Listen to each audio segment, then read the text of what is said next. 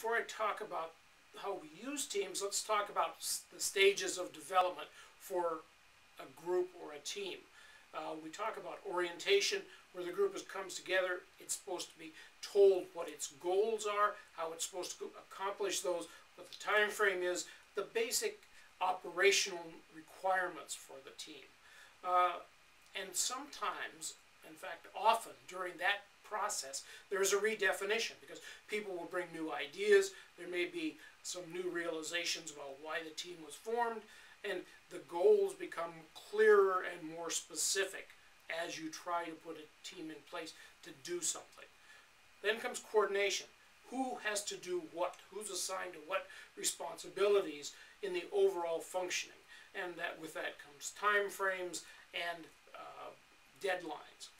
The formalization of the team is when everybody gets to work. They have reporting structures, they have meetings, they have goals, they have reporting up and down the chain. And finally, the termination. The team has met its goals or not, but it's decided that it no longer has a purpose, and so it goes out of business. Now, there's a little bit of wit that goes on in academia, and one of the people who studies organizations has called this process informally forming, storming, norming, performing, and adjourning. Forming relates to orientation. Storming means the process of redefinition and formalizing goals. Norming means going through the work of the group, getting everything done so it can happen again and again in a regularized way. Performing is the actual functioning, and adjourning, obviously, is the ending process of a team. Let's talk more about teams. There can be project teams that are brought together for a specific activity to get something done, to announce a new product, or to launch an ad campaign, those kinds of things with specific endpoints and things to do. Work teams can be created because a large body of work needs to get done, and they may last longer because they have continuing input, and if they do their jobs right, the work needs to get done over and over. Some people say, when we're talking about teams, that they include a small number of people with complementary skills who share a commitment to a common purpose and share goals that they set by themselves and hold themselves accountable for. Important words in that definition include complementary. Not everybody does the same thing. There may be engineers, finance people, human relations people, sales people, all of them important depending on what the goal of the team is. Commitment to a common purpose, which has to be above the goals of each one of the individual groups or people. And hold themselves accountable for, that's the value of teams. They don't necessarily need to be highly managed. They are self-managing and get the work done because they've all agreed on the goals and because they hold each other accountable. When I talk about one of the most interesting types of teams in my mind are what we call extreme teams. And these are groups that do sometimes hazardous, but always high intensity, high tension kinds of jobs. In these extreme teams, work matters. It's getting the job done. Titles don't matter. Hierarchy doesn't matter. There are no real bosses. Everybody can take the lead when it's necessary, and everybody agrees on what needs to get done. Because of the nature of the work, and you can think about firefighters, you can think about SWAT teams, you can think about emergency room teams. These are kinds of people who know that personalities and arguments don't have any place in the workplace. The thing is to get the thing fixed. And what we find in these kinds of extreme teams is that people bond in these these extreme situations in what we call the heat of battle. And the teams become very tribe-oriented. They take care of their own. Sometimes they become so inwardly focused that they only trust each other. They don't listen to anybody outside the team. And that can be deleterious to the good functioning of a team within a larger organization. But importantly, they do worry about getting the team's goal taken care of, achieved.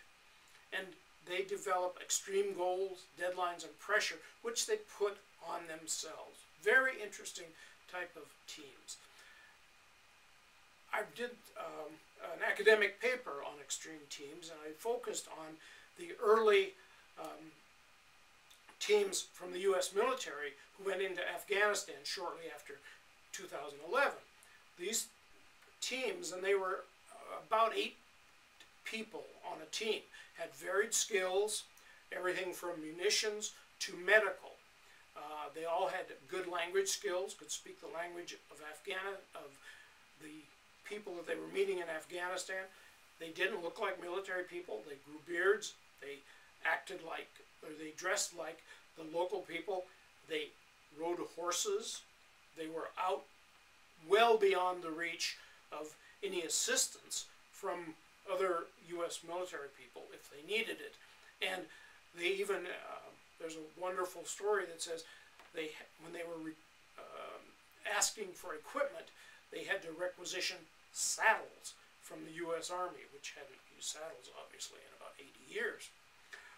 But these teams were so effective that they essentially wiped out the enemy of the United States in a period of 3 months. The trouble was that they got so bonded to each other that they could not easily make the transition back. Why do I talk about extreme teams? Well, we can learn from them because they are so focused on getting what they want to get done.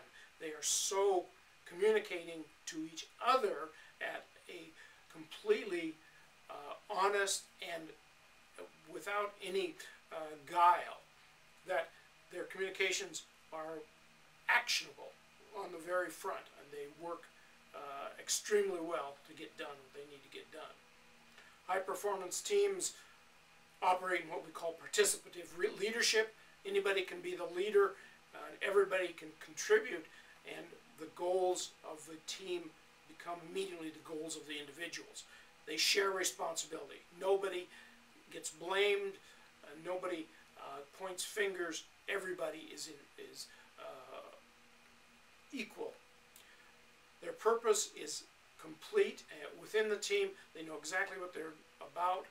They have open and honest communication with each other. They focus on new opportunities that come up because they know exactly what their purpose is. Meetings, such as they might be, are focused on tasks and results. Nothing else counts. They are completely focused on getting the job done. Individual creative talents are utilized and exploited. They can share the abilities that they have, and they cross-train. Finally, they rapidly respond to new opportunities. They don't have to ask anybody, is this a good idea? They agree within themselves, and they go off and take advantage of something that was not visible before.